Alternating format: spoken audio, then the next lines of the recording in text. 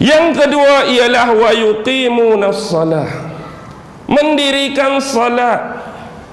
Bila sebut mendirikan salat, inilah paksi sebenar yang membezakan kita orang-orang Islam yang beriman dengan orang-orang kafir. Hak lain lebih kurang sama, sebab kita ni semua makhluk Allah. Kita hidup atas bumi yang sama, hirup udara yang sama, makan rezeki yang sama, minum air yang sama, pakai pakaian dari jenis bulu yang sama, kenderaan kadang-kadang hampir sama, rumah pun hampir sama. Tapi yang membezakan antara orang Islam yang beriman dengan kafir, salat. Kenapa mesti salat? Sebab perbezaan sebenar orang yang beriman dengan orang yang kafir, orang kafir dia tidak tahu bagaimana nak menghubungkan dirinya dengan Allah, dan bagaimana Allah nak berhubung dengan dia, dan bagaimana dia nak menggunakan kitab suci yang turun pada Nabi untuk dia menjalankan kehidupan beragama dia. Yang ni tak ada pada orang kafir.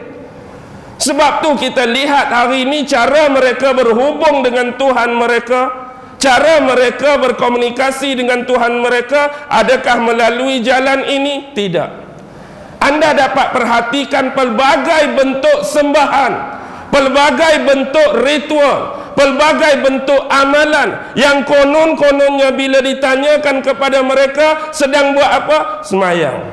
Sedang buat apa? Semayang. Tetapi berbeza atau tidak dengan cara kita? Cukup berbeza. Walaupun mereka kategorikan amalan dan ritual itu sembahyang, tapi itu bukan jalan yang sebenar untuk berhubung dengan Allah Subhanahu wa ta'ala.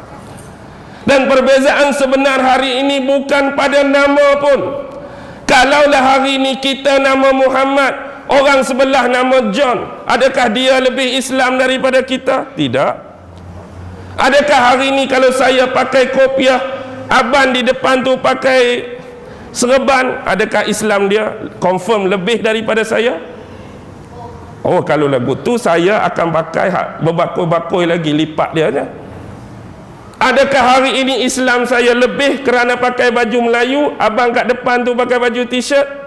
Lebih Islam saya ke sebab baju Melayu dia pakai baju t-shirt? Tidak. Lebih ke kita kalau kita pakai seluar jeans, orang pakai seluar slet, orang seluar slet Islam dia lagi tinggi daripada orang pakai seluar jeans? Sebab tu ke? No. Islam yang sebenar ialah bila diperakukan, dia menjalankan kehidupan dia yang beragama dengan ilmu dan pengetahuan. Dia benar-benar mengenal siapa itu Allah, siapa itu Tuhan dia, dan bagaimana dia nak menghubungkan dan mengibadahkan diri dia dengan Allah.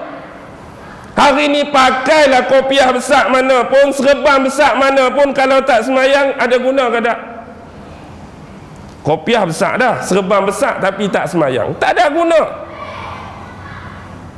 Pakai jubah dah tapi tak semayang, ada guna tak bang? Tak ada guna. Perbezaan sebenar ialah apa?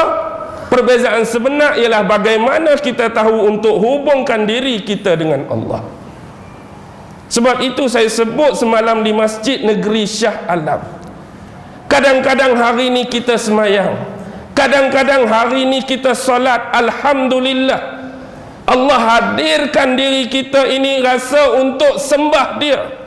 Tetapi permasalahan sekarang bila kita solat, kadang-kadang solat ketenangan tak sampai, kadang-kadang solat khusyuk entah ke mana, kadang-kadang solat tapi teringat benda lain, kadang-kadang solat fikiran menerawang entah ke mana, kadang-kadang main masjid selipar buruk balik selipar baru. Faham ke tak?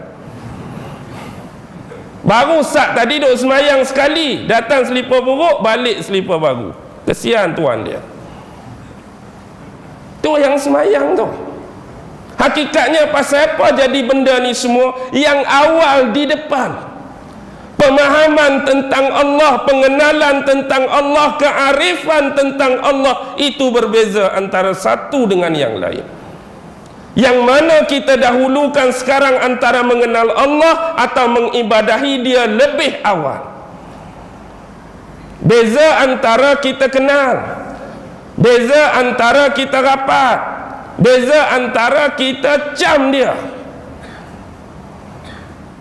Baik, ada orang kenal cuma melalui gambar. Contoh Perdana Menteri kita, kenal tak Datuk Seri Najib Tun Abdul Razak? Aku kenal. Kenal kat mana?